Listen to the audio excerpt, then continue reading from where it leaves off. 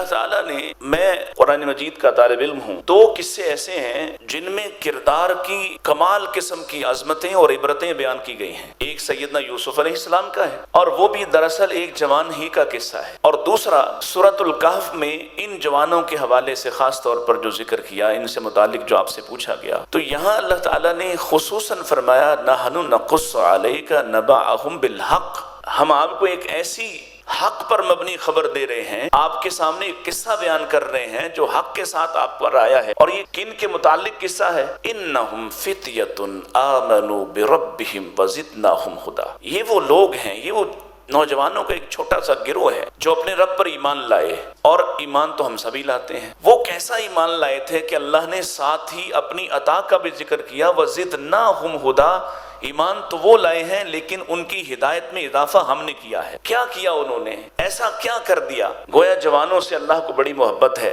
اور پھر اس قصے کو ہم جب پڑھتے ہیں قرآن مجید میں تو اس کا ذکر قرآن مجید کے عین درمیان میں، جوانی میں ہے، سینٹرل حیثیت رکھتا ہے۔ بلکہ جو الفاظ کے ساتھ قرآن مجید کی ایک تقسیم کی جاتی ہے کہ الفاظ میں سینٹرل ورڈ کون سا ہے، وَلْيَتَلَطَّفْ، یہ قرآن کا درمیانی لفظ ہے، اور یہاں ذکر اللہ نے سورۃ الکہف میں ان کہف والوں کا کیا۔